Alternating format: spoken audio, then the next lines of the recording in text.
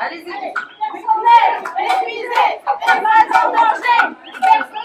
Méprisé et pas en danger. Méprisé et pas en danger. Personnel méprisé et pas en danger. Personnel méprisé et pas en danger. Personnel méprisé et pas en danger. Personnel méprisé et pas en danger. Personnel méprisé et pas en danger. Personnel méprisé et pas en danger. Personnel méprisé et pas en danger. Personnel méprisé et pas en danger. Personnel méprisé et pas en danger. Allez-y les filles.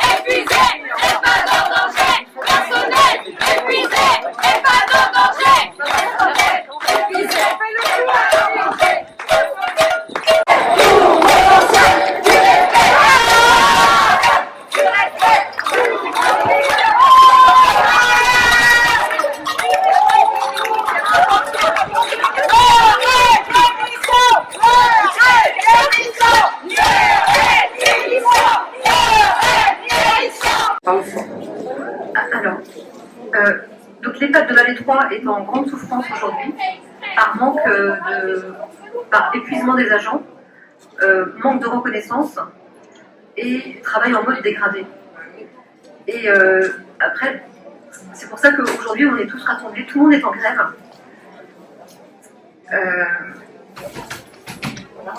Voilà, ça serait bien que les heures qui ont été imposées. Les 12 heures ont été imposées. Le respect de la vie privée des soignants.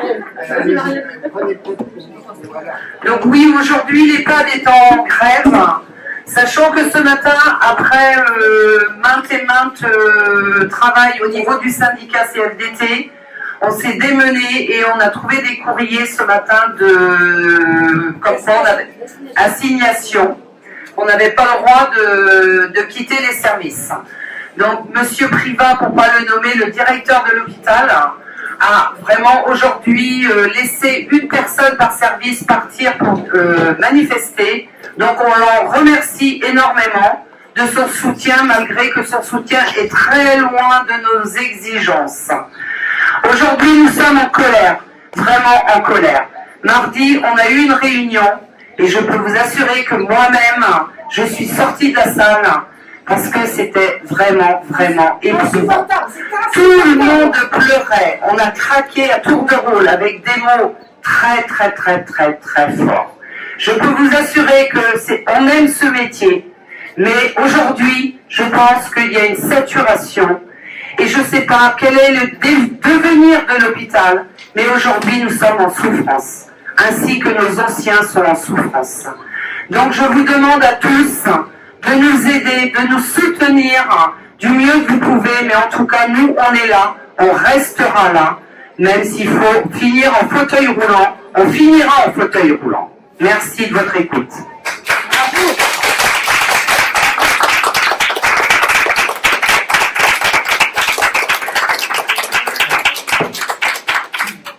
Voilà. Eh bien, je ne sais pas si ça marche. Bon, eh bien, tout d'abord, je tenais absolument à vous recevoir ici, à la mairie. Étant donc, maire de Valais 3 et d'office président du conseil d'administration de l'EHPAD, il est vrai que si on remonte un petit peu dans le temps, lorsque nous avons eu la transformation sur le secteur de santé numéro 4, et ça remonte maintenant à quelques années, dans les années 2017, l'établissement de Valais 3 était un hôpital public. Il a été transformé en ESMS puisque nous avons perdu les soins de suite de réadaptation, mais également l'unité, les USLD, l'unité de soins longue durée. Donc nous avons transformé cet établissement en ESMS, établissement social médico-social. Évidemment, nous savions avec l'ARS Bretagne qu'il fallait quelques années pour lisser financièrement cette opération, puisque passer d'un hôpital en ESMS EHPAD, ça demande évidemment des modifications. Et sur le plan aussi budgétaire.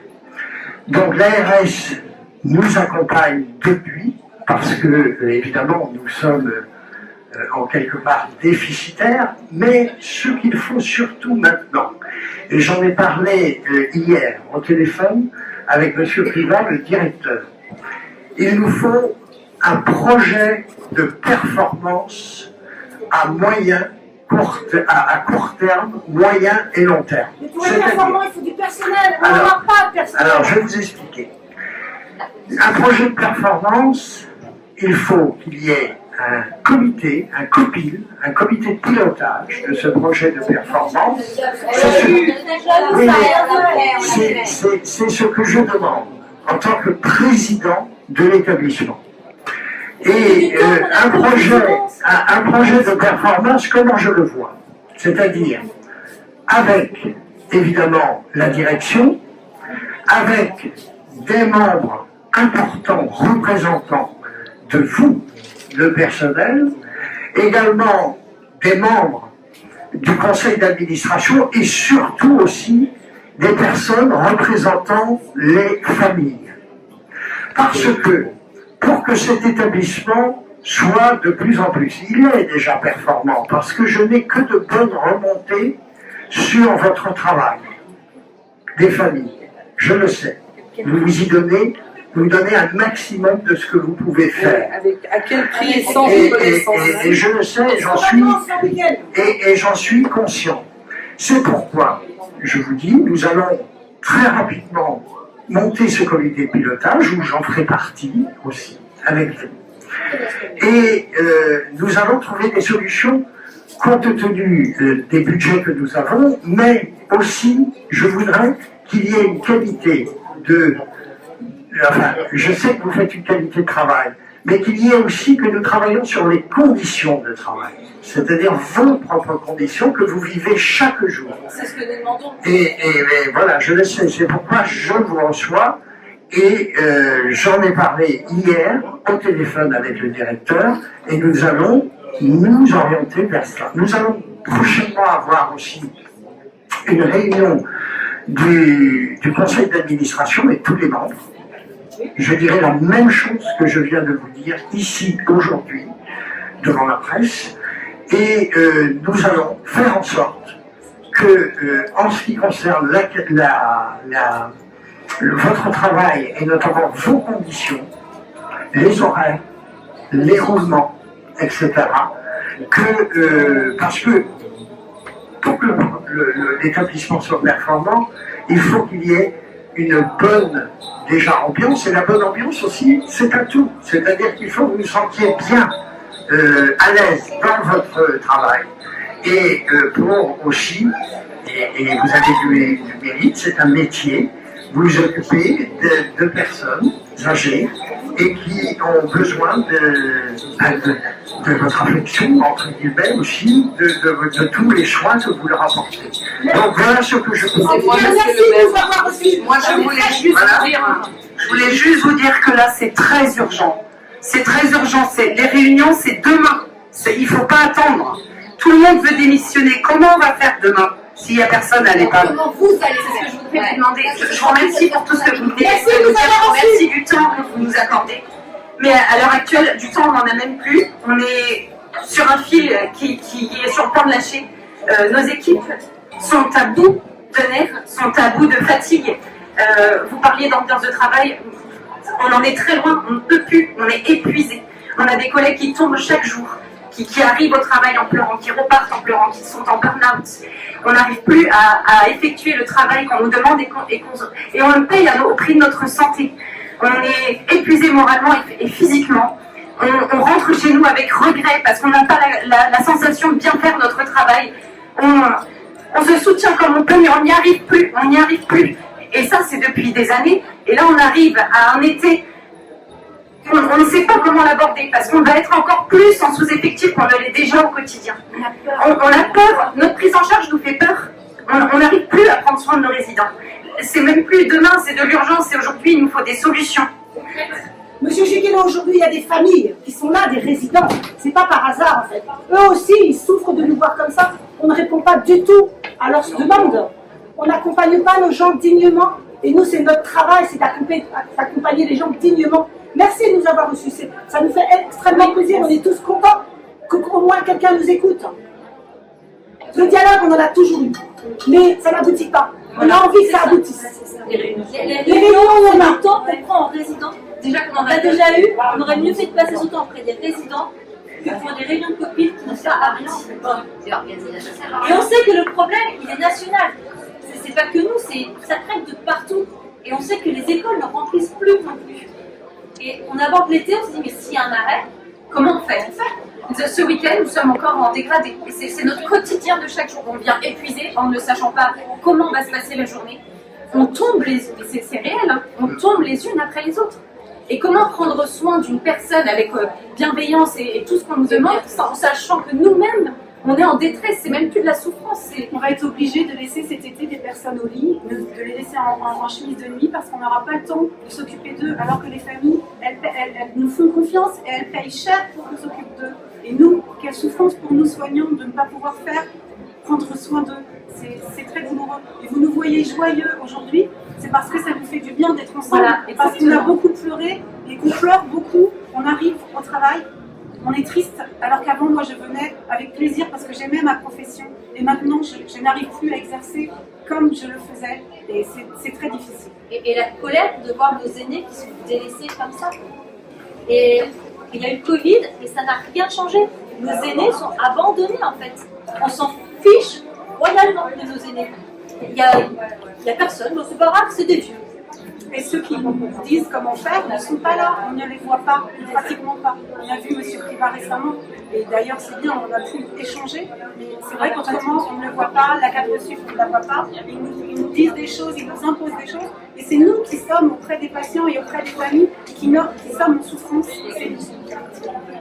Et le travail qu'on fait sur nous-mêmes pour arriver dans la personne, laisser tout ça à la porte et lui apporter ce qui reste encore de mieux en nous pour l'accompagner dignement, qu'il passe une bonne journée, que ça devient de plus en plus difficile parce que, comme je vous le dis, celles qui sont déjà tombées, on revient, on les remplace comme on peut, avec peu de moyens, peu de personnel encore moins chaque jour, et elles reviennent pour nous remplacer parce que plus tard c'est nous qui tombons, c'est comme ça.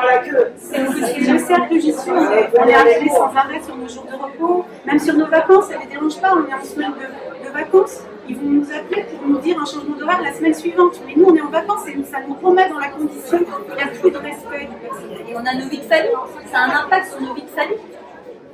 Il y a certaines ne donnent plus effectivement leur planning à leur conjoint, leur mari, leur femme. Puisque des séparations, des divorces.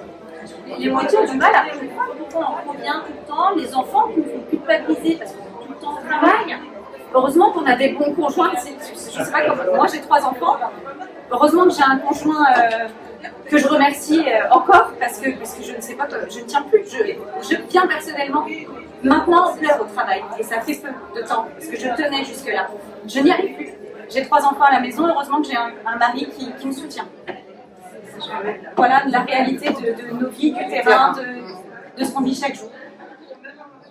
Alors, en tout cas, Monsieur Chiquelot, je Merci vous d'avoir remercie entendu. beaucoup de votre temps passé Merci d'avoir entendu. et de votre écoute. Eh bien, écoutez, j'ai bien pris le message, je comprends bien ce qui se passe, et sachez que je vais intervenir avec mes collègues, et nous allons essayer de monter rapidement, très rapidement, ce que je viens de vous présenter, un copil de projet de performance pour l'établissement de Malais 3. Merci Est-ce qu'on pourrait à laisser vous. 2 minutes parler à notre secrétaire général, s'il vous plaît, merci.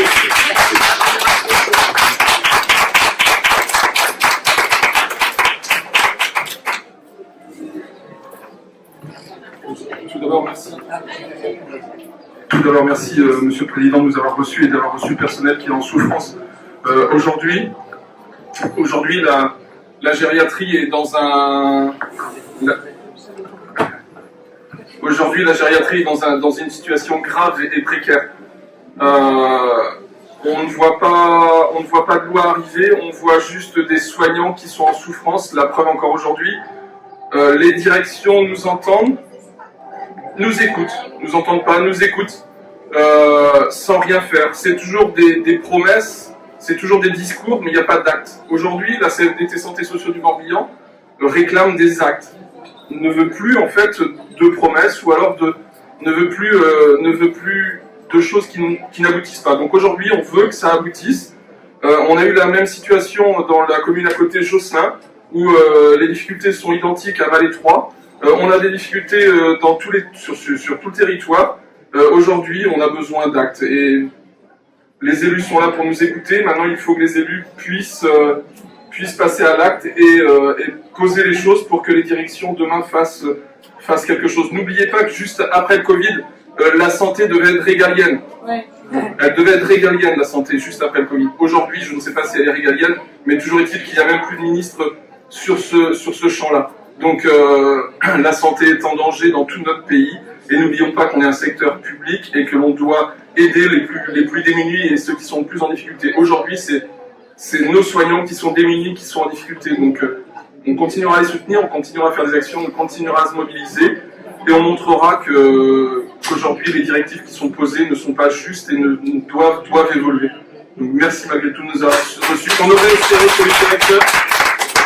aurait espéré que les directeurs soient présents, puisque à Josselin, ils ont été présents, le directeur général du CHBA était présent, Monsieur Privat était présent. Aujourd'hui, ils ne sont pas présents, c'est bien dommage. C'est sa meilleure école.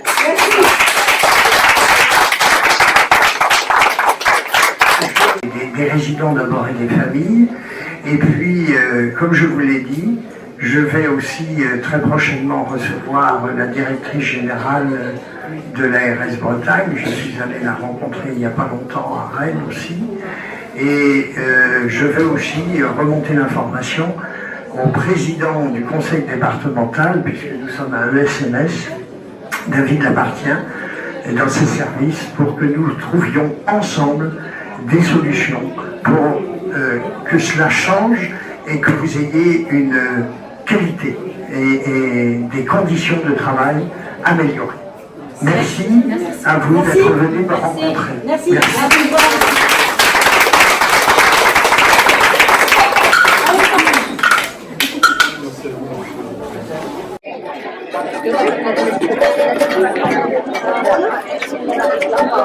Des paroles, des paroles.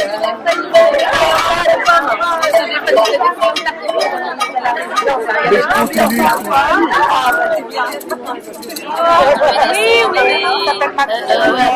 Il va passer